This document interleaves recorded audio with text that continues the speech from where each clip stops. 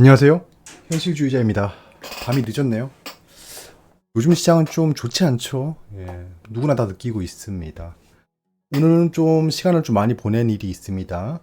특히 현자 여러분들이 저한테 최근에 종목들에 대해서 굉장히 많이 여쭤보세요. 뭐 메일로라든가 그다음에 카페 채팅으로라든가 그거에 대해서 좀 알아보면서 답변을 드리다 보니 시간이 벌써 새벽 4시가 넘었네요. 그래서 방송을 좀 늦게 찍게 되었습니다. 먼저 죄송하다는 말씀 드립니다. 항상 기다려주시는 분들이 계셔서 제가 힘을 받고 이렇게 이슈도 분석하고 종목에 대한 의견도 드리고 할 수 있는 것 같습니다. 늘 감사드립니다. 감사의 말씀을 드렸지만 지금 시장은 보시다시피 굉장히 안 좋습니다. 제가 좀 증시에 대해서 부정적으로 보기 시작한 타이밍에 나왔죠. 한국 시장을 좀 엑시스를 하고 있습니다, 현재. 뭐 전체를 다 엑시트한 건 아니고요. 그때 어떤 댓글에서 형 코스피 4천 간다며 라고 하셨는데 맞습니다. 제가 예전에 3천 간다라고 분석해서 그때 정확히 3천을 넘었었죠. 그때 당시에는 저는 아직도 자부심이 있습니다. 그때 3천 넘는다고 아무도 얘기를 못했어요. 못했는데 일단은 저희가 분석을 같이 했잖아요. 현재 여러분들하고. 3천이라는 고지를 밟았고 그 뒤에 4천까지 잘 가고 있었죠. 그때 당시에 악재가 좀 많이 발생했었습니다. 주춤하다가 이렇게까지 됐는데 사실 그 엄청난 양의 양적 완화를 통해서 4천까지도 진짜 금방이었어요. 그때 당시 추세면 풀린 돈이 얼마였습니까? 풀린 돈이 2배가 넘는데 증시가 2배를 못 올라가겠어요? 아니었거든요. 좀 그게 좀 아쉽다는 생각이 들더라고요. 최근에 좀 그 국장을 좀 정리를 해보고 있거든요. 흐름이라던가 기술적 분석이라던가 이런 걸 봤는데 좀 주춤한 게 좀 아쉽긴 합니다. 하지만 코스피 4천은 언젠간 가겠죠. 되게 무책임한 말일 수도 있지만 당연히 언젠간 갑니다. 그 시점을 좀 우리가 어느 정도 예측을 하고 그거에 대해 대비를 해서 그거를 수익으로 연결시키는 게 중요한 거죠. 뭐 바둑판 진짜 놔두고 훈수 바둑 두듯이 뭐 4천 가겠지 의미 없습니다.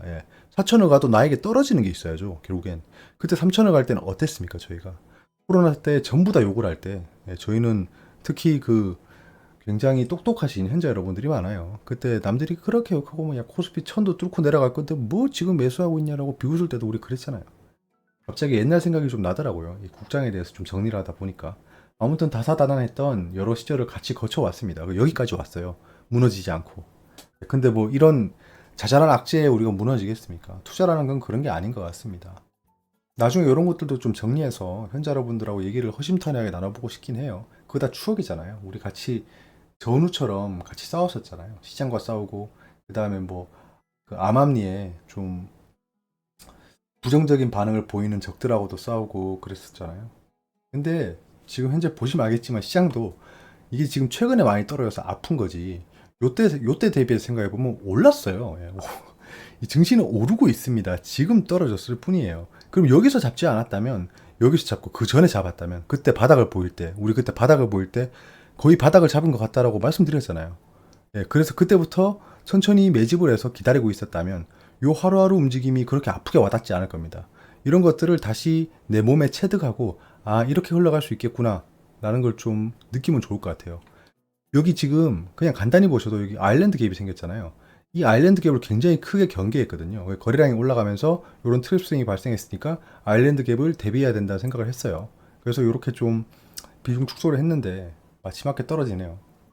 여기 보시면 긴 꼬리를 달고 올라왔잖아요. 여기 뒤에서 말씀드릴게요. 현재 지지선에서 공방을 벌이고 있습니다. 근데 여기서 몰라요. 이게 바닥이라고 속단할 수는 없습니다. 내일 좀 시초가로 확인해 봐야 될 것 같아요. 에코스닥은 똑같죠. 에코프로 시리즈가 약세를 보이고 있고 전 에코프로를 청산했잖아요. 단 포스코홀딩스는 가지고 있습니다. 에코프로를 청산하지는 않았죠. 나머지 종목들을 청산하고 에코프로는 절반을 가지고 있습니다. 일단 제가 아직 다 턴 건 아니에요. 그래서 좀 냉정하게 계속 볼 수 있을 것 같습니다. 자, 보시다시피 여기 그 페일러 스윙이 발생했고 그대로 지지선을 깨고 이탈했죠. 이런 기술적 분석은 놓치면 안 되는 것 같아요. 이건 제가 누차 말씀드렸던 흐름이니까 다음부터는 좀 챙겨보시면 좋을 것 같습니다. 페일러 스윙입니다. 페일러 스윙. 미증시 현재 계속 하락 중입니다. 지속적으로 하락 중이에요. 그럼 뭐 뚜렷한 이슈가 있냐? 아닙니다. US 스탁스 믹스드 애프터 리테일 어닝이라고 하죠. 소매 그 이익 지수가 발표되고 나서 혼조세를 보이고 있다라고 하는데 혼조세는 아니죠. 하락입니다.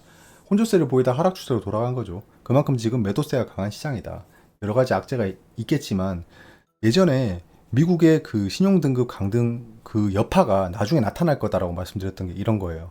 결국에는 좀 큰 폭의 하락이 나올 수 있다는 거거든요, 조정. 근데 이 조정은 깊지는 않을 거라 생각합니다. 정말 깊지는 않은 조정일 거다. 정말 이게 지지선도 깨고 추세도 깨고 떨어질 만큼의 악재냐? 그렇진 않습니다. 여러분들 시장을 억눌렀던 악재가 기억나시죠? 예. 금리 지속 인상, 긴축 강화 이런 것들이었어요. 그 달고 다른 이슈들 때문에 또 떨어진다고요? 아닌 거 아시잖아요, 이제. 아닌 거 아시잖아요. 시장은 망할 것 같으면서도 절대 망하지 않는다라는 겁니다. 아, 예. 국내 증시가 좀 급락 중이에요, 현재. 공교롭게도 제가 팔자마자 좀 바로 하락을 해서 이건 좀, 예, 좀 그렇긴 합니다. 저 마음이 좀 무겁긴 해요. 지난 지지선까지 하락 후에 지금 반등 중입니다. 근데 제가 늘 말씀드렸던 투자의 기준봉 기억나시죠? 제가 항상 시장을 판단하는 기준이거든요. 이거 뭐 현자봉이라도 해도 될 것 같아요. 자, 보시면 케이스가 이렇게 많이 발생해요. 이거는 눈에 많이 익으면 바로 보이는 거예요, 사실. 이런 일들은 너무너무너무 많이 벌어지거든요. 지금 보시면 여기 이렇게 그 영망치형 캔들이 발생했죠. 예, 영망치형 캔들이 발생했습니다. 그럼 지금 올랐지만 그대로 상승하면 좋지만 시초가가 떨어졌다 올라가는 경우가 많습니다. 시초가가 떨어졌다 올라가는 경우가 많다. 지금 이런 봉이 발생했죠. 그럼 시초가가 떨어졌다 올라가는 경우가 많다는 겁니다. 시초가가 떨어졌다 올라갔다. 이렇게 세 개의 캔들이 완성이 됐죠. 이렇게 세 개의 캔들. 이런 캔들도 있지만 이건 정말 단기 악재일 때만 가능한 겁니다. 음봉 크게 길게 크게 음봉을 길게 크게 그리고 두 번 정도 밑꼬리를 달고 끝나는 거예요. 그 다음엔 갭 상승 후에 뭐 그대로 이 물량을 소화한 다음 올라가는 이런 패턴, 밑꼬리가 달리겠죠. 요런 두 가지 흐름이 굉장히 많습니다. 저는 그래서 지금 현재는 케이스 1번으로 움직일 수 있겠구나라고는 보고 있어요. 근데 시초가에 떨어지면 좀 ETF 쪽으로 한번 건드려 볼까 생각 중입니다. 현재는 그래요. 자, 미국 신용등급 하향 후에 큰 조정이 올 수 있다고 판단했잖아요. 근데 현재 눈앞에 있는 악재는 이겁니다. 중국의 디플레이션 우려가 있어요. 디플레이션, 중국의 디플레이션. 거기에 미중 무역 분쟁을 야기할 수 있는 긴장감이 있죠. 거기 지금 대만 이슈까지 있습니다. 생각해보면 악재들이 되게 많아요. 근데 여러분들 아시겠지만 시장이 지속적으로 상승하고 있을 때도 악재는 도사리고 있는데 악재가 부각이 안 될 뿐이에요. 부각이 안 된다. 그럴 때는. 지금은 현재는 악재가 부각이 되고 있는 시장입니다. 미국의 긴축 기조가 계속 나오고 있죠. 그래서 지금 페드의 의사록을 기다리고 있다는 외신들의 뉴스들이 많습니다. 거기서 그 얘들이 얘기하는 게 중요하겠죠, 당연히. 긴축에 대한 의지를 볼 수 있으니까. 지지선을 좀 이탈했어요.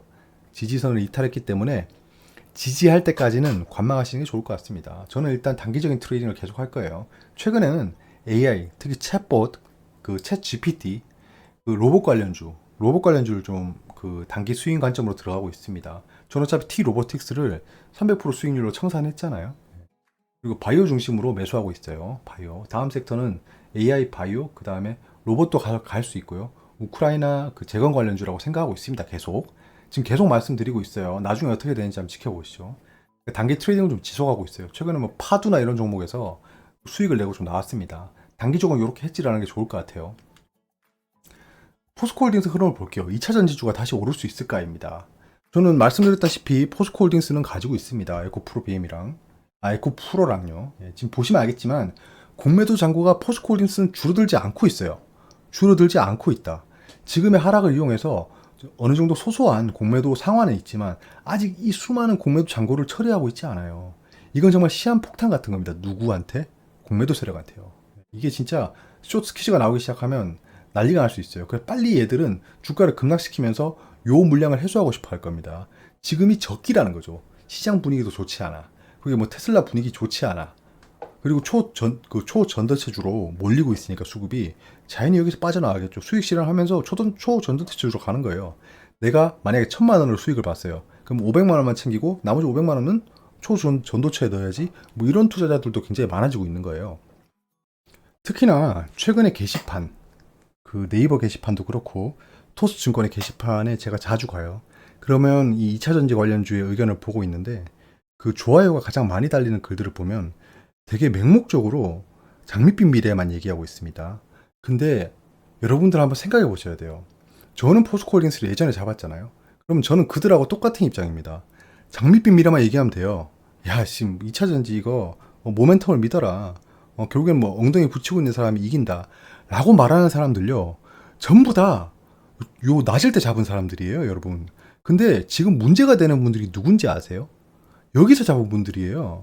여기서 잡은 분들한테, 여기서 잡은 분들이 미래 모멘텀 믿어라, 가만히 깔고 앉아 있어라. 이거 정말 나쁜 얘기입니다. 그러니까 주식은 서로의 포지션에 따라 입장이 다른 거예요. 근데 그거를 무시하고 이 모멘텀을 믿어라라고 하는데, 당연하죠. 여기서 잡은 분들은 그 주가 조정을 보였을 때 이까지 보여도 여기서 행보하다 다시 올라갈 거라 생각하는 거죠. 근데 여기서 잡은 사람들이 팔아 제끼면 이 수많은 물량, 이 수많은 거래량들이 다시 쏟아질 거잖아요. 그래서 안심시키고 있는 거예요. 그러니까 그런 거에 너무 휘둘리시면 안 되고 냉정하게 팩트와 데이터를 봐야 된다는 겁니다. 그 측면에서 말씀드리는 거고, 현재는 포스코홀딩스는 이 공매도 잔고량이 줄어들지 않고 있고, 요 시한 폭탄이 공매도 세력들에게 그대로 부메랑으로 돌아갈 거다라는 말씀을 드리고 있는 거예요. 근데 여기서 주가 하락이 성공적으로 진행이 되면 그때 공매도 수량이 확 줄어들 겁니다. 여기만 보셔도 알겠지만 주가가 요 정도만 하락을 했는데 공매도를 다 상환해 버렸어요. 요런 흐름이 발생할 수 있다는 겁니다. 공매도 세력들이 이기는 거죠. 공매도를 가격이 올랐을 때 많이 실행하고 떨어지면서 다 상환해 버렸잖아요. 이게 뭐 얼마 된다고라고 하지만 공매도 세력은 몇십억, 몇백억씩 공매도를 합니다. 그게 한 그 5% 수익 정도만 나도 엄청나겠죠. 100억에 5%면 5억이잖아요. 그 수익이 뭐 적은 겁니까? 공매도로 벌어들이는 건데. 그런 것들을 좀 생각해 보셔야 돼요. 지금 이렇게 계속 시장이 휘둘리고 요런 그 단기적인 주가 흐름에 휘둘린다면 공매도 세력들은 그대로 공매도를 상환하면서 주가 하락을 즐길 겁니다. 그런 걸 좀 지켜보셔야 돼요. 근데 반대로 여기서 주가가 상승하기 시작하면 공매도 세력이 정말 큰일 나는 겁니다. 자, 에코프로 BM 반대죠? 예. 이 포스코홀딩스랑 반대잖아요. 예, 얘는 공매도 상환을 지금 거의 다 해가고 있어요. 절반 이상을 해버렸습니다. 에코프로 BM 보이죠? 주가가 많이 하락했잖아요. 주가가 하락할 때 공매도를 많이 상환해버렸어요. 에코프로입니다. 에코프로는 에코프로 BM보다는 세죠.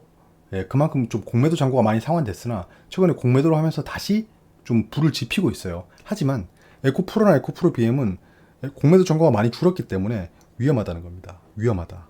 더 이상 쇼트 스퀴즈로 주가를 말아올리는 일은 발생하기 어렵다는 겁니다. 왜냐? 실탄이 없잖아요. 실탄이 없잖아요.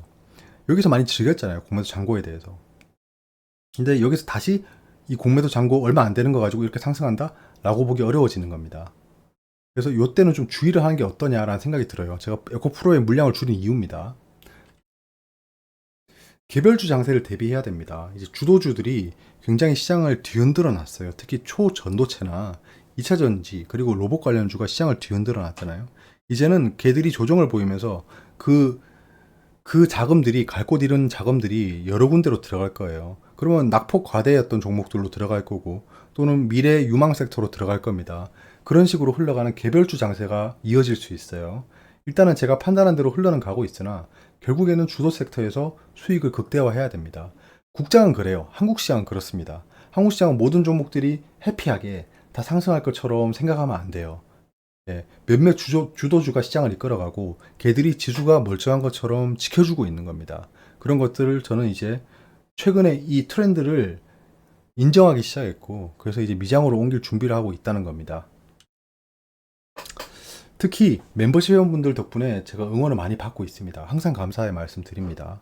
그래서 이렇게 좀 피곤할 때도 여러분들 쉬고 싶을 때 있잖아요. 그래도 여러분들한테 또 인사도 드리고 정보도 전달드리고 제 의견도 드리는 게 또 책임감도 생기게 됐어요. 멤버십 회원 대상으로 정기 라이브를 계획 중입니다. 이게 한 일주일에 한 번 정도면 될 것 같아요.